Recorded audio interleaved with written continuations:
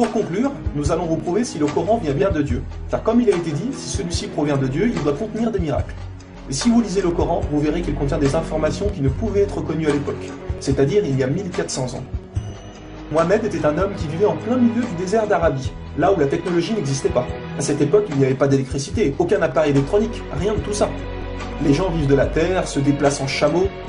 Personne n'avait inventé ou même pu imaginer les choses telles que les sondes, les scanners, les satellites, etc.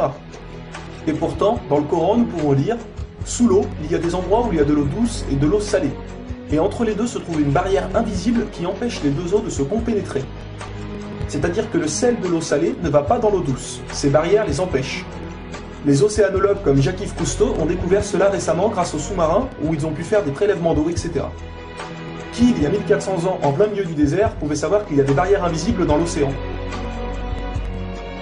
Il est écrit dans le Coran que l'univers est en expansion continuelle, c'est-à-dire que celui-ci ne cesse de grandir. Les étoiles s'éloignent les unes des autres constamment.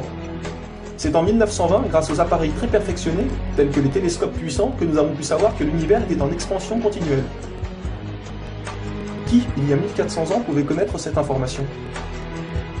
Nous savons aujourd'hui que les montagnes sont comme des piliers et possèdent des racines.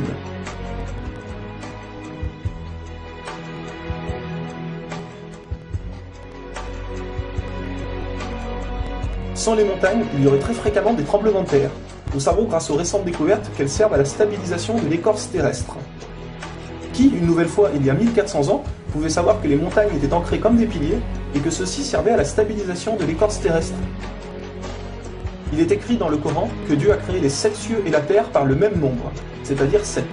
Nous connaissons aujourd'hui, grâce aux sondes qui vont sous terre, que la planète possède 7 couches terrestres. Le noyau interne solide, le noyau externe liquide, la couche D, le manteau inférieur, puis le manteau intermédiaire, le manteau supérieur et la lithosphère. Qui, il y a 1400 ans en plein milieu du désert, pouvait savoir que la Terre possédait 7 couches? Il était impossible de connaître cela sans la technologie récente. Il est aussi mentionné que les plantes ont des sexes, mâles et femelles.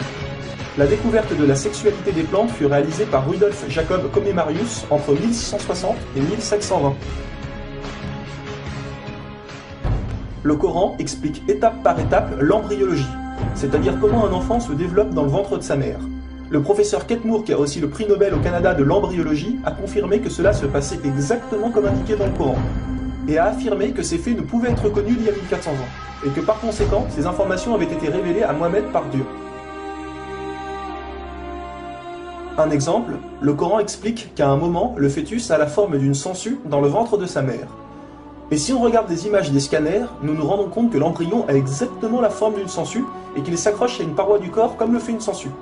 Le mot le plus adapté pour décrire cela est sangsue. Vous voyez comment les versets coraniques s'accordent parfaitement avec la science d'aujourd'hui? Pour savoir cela, il a fallu attendre l'arrivée de scanners, de caméras, etc. Qui, il y a 1400 ans, pouvait décrire en détail les étapes de l'embryologie? Pour ceux qui pensent que le Coran copie certaines civilisations, il faut savoir que certaines personnes auparavant avaient fait des suppositions et avaient pensé des choses qui se sont révélées vraies, mais ont aussi fait énormément d'erreurs, et que soi-disant le Coran les avait copiées. Donc par exemple, si vous prenez un mauvais élève qui copie sur un bon élève, si le bon élève a 18 sur 20, est-ce que le mauvais élève va avoir 20 sur 20? Non, bien sûr que non, car le mauvais élève aura copié les bonnes comme les mauvaises réponses, donc il aura aussi 18 sur 20. Alors si soi-disant le Coran copie les civilisations ou peu importe, comment se fait-il que le Coran extrait le vrai du faux? De plus que ces quelques civilisations ne faisaient que des suppositions. Or Mohammed affirme être sûr de tout ce qu'il dit. Le Coran contient plus de 500 versets dus à la science, sans aucune erreur ou contradiction. Et la technologie d'aujourd'hui ne vient pas contredire, mais confirmer tous les versets un par un du Coran.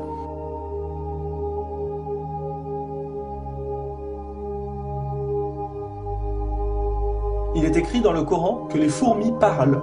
Nous l'avons confirmé en 2009 grâce aux appareils auditifs puissants. Un homme ne peut entendre ces bruits à l'oreille nue comme ça. Nous savons aujourd'hui que dans la plupart des pays, il est interdit d'avorter au bout de 3 à 4 mois. Car après 4 mois, la science explique que le bébé commence à vivre, et que cela donc est considéré comme un crime. En islam, il est dit que Dieu insuffle l'âme dans le corps du bébé au bout de 120 jours, donc 4 mois. Comme par hasard au même moment que quand la science démontre que c'est à cette période que la vie du fœtus commence. Pour savoir que la vie du bébé commence à 4 mois, il a fallu attendre une nouvelle fois l'arrivée de scanners, IRM, caméras miniatures, etc. Qui, il y a 1400 ans, pouvait savoir que le bébé commençait à vivre au bout de 4 mois? Nous savons qu'au début du monde, il y avait seulement une nébuleuse primaire, compactée en une seule masse et qui a explosé, ce que nous appelons aujourd'hui le Big Bang. Le déroulement du Big Bang est pourtant écrit dans le Coran. Le Big Bang a été découvert au XXe siècle, alors que le Coran a été écrit au 7e siècle. Le Coran affirme que ce sont les abeilles femelles qui ramassent le pollen des fleurs. Pourquoi le Coran ne parle que des femelles et non des mâles? Eh bien la science a découvert récemment qu'effectivement les femelles possédaient des organes que les mâles n'ont pas, et ceux-ci ne peuvent pas collecter le pollen des plantes. Encore et toujours, qui pouvait savoir il y a 1400 ans que les mâles n'ont pas les organes nécessaires pour le prélèvement du pollen? Il y a longtemps, les gens pensaient que la Terre était plate.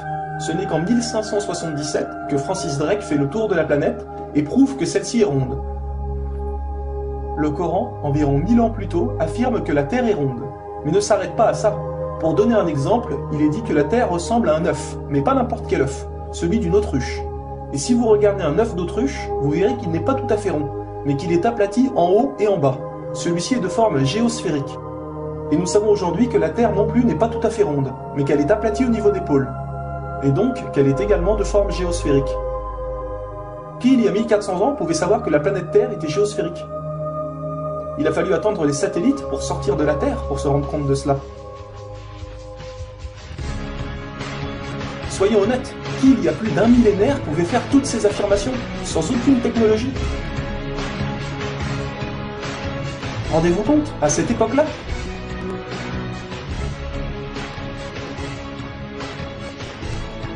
Et soyez conscients que je n'ai donné que quelques exemples, il y a plus de 500 versets qui parlent de science sans aucune erreur. Le Coran parle d'astronomie, de biologie, de physique, de géologie, etc. Ça ne s'arrête pas là. Le Coran ne comprend pas seulement des miracles scientifiques, mais des miracles linguistiques ou numériques. Par exemple, le mot terre apparaît 13 fois dans le Coran, et le mot mer apparaît 32 fois. Additionnez 13 plus 32, cela vous donne 45. Si l'on met cela en pourcentage, 32 fois le mot mer sur 45 donne 71%. Et c'est exactement le pourcentage que la mer recouvre sur la surface de la Terre. La mer recouvre 71% de la surface de la planète. Et 13 sur 45 donne 29%. Et c'est exactement le pourcentage que représente la Terre sur la surface de la planète. Croyez-vous vraiment que cela vient du hasard? Le mot paradis apparaît 77 fois. Et devinez quoi? Le mot enfer apparaît aussi 77 fois. Le mot foi apparaît 25 fois. Le mot mécréance apparaît 25 fois. Le mot dunya, qui signifie le monde d'ici-bas, apparaît 115 fois. Akira, qui signifie le monde de l'au-delà, apparaît 115 fois. Le mot ange, 88 fois. Le mot diable, 88 fois. Les hommes, 23 fois. Les femmes, 23 fois. La vie, 145 fois. La mort, 145 fois. Bonne œuvre, 167 fois. Les péchés, 167 fois. Les 7 cieux apparaissent 7 fois. Et il y a encore plein et plein d'autres exemples.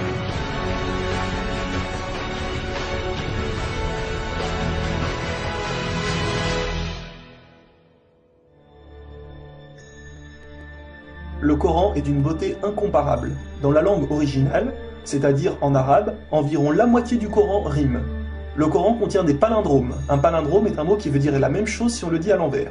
Par exemple, Bob, à l'envers, vous aurez toujours Bob. Ou kayak, à l'envers, vous aurez toujours kayak. Un mot comme ça peut se trouver. Mais une phrase entière, cela est quasiment impossible. Ou alors votre phrase ne voudra rien dire. Mais non, le Coran possède des phrases entières en palindrome, et ces versets ont un sens très profond. Le Coran ne possède aucune contradiction ou erreur. Je vais donner un dernier exemple avant de conclure. Vous allez vous rendre compte de l'extraordinaire précision du choix des mots. Dans un verset, Dieu dit qu'il n'a pas doté l'homme de 2 cœurs. Pourtant, un peu plus loin, Dieu parle aussi des femmes. Alors pourquoi il ne dit pas « je n'ai pas doté l'être humain de 2 cœurs » ? Pourquoi ne parle-t-il que des hommes, puisque les femmes sont mentionnées après ? Quand nous lisons tout le passage, nous nous rendons compte que Dieu ne parle pas au sens littéral, mais au sens figuré. Il explique que l'homme ne peut pas être croyant ou non-croyant, c'est l'un ou l'autre, les deux ne peuvent pas coexister. Ou on a la foi, ou on l'a pas. Mais si nous prenons ce verset au sens littéral, est-ce vrai? Oui, bien sûr, l'homme ne possède qu'un seul cœur. Mais pour les femmes, elles peuvent être enceintes, n'est-ce pas? Et quand elles sont enceintes, combien de cœurs possèdent-elles? Vous vous rendez compte de ça? Si Dieu avait mis l'être humain au lieu du mot homme, un petit malin aurait pu dire « Hé, il y a une contradiction. Si on prend cette phrase au sens littéral, la femme peut avoir 2 cœurs quand elle est enceinte. » Mais non, même au sens littéral, cette critique est impossible. Que ce soit au sens littéral ou figuré, le Coran est inattaquable. Rendez-vous compte de la précision des mots. Il y a encore plein d'autres choses, mais cela prendrait énormément de temps de tout mentionner. Si cela vous intéresse, il existe de nombreuses conférences réalisées par des savants qui ont été filmées et qu'on peut trouver sur internet, telles que la parole divine de Nouman Ali Khan. Vous avez bien la preuve que le Coran ne peut que venir de Dieu et non d'un être humain. Comment se fait-il que la technologie d'aujourd'hui, la plus développée qui soit, ne puisse créer un seul animal ou plante? Ce que Dieu a créé, nous sommes incapables de le réaliser. Tout ce que nous construisons ne sont rien en réalité face à la nature. Dieu dit dans le Coran, pour ceux qui recherchent des preuves, regardez autour de vous, regardez la nature, l'être humain, l'eau, le soleil. Il y a là des preuves pour ceux qui réfléchissent.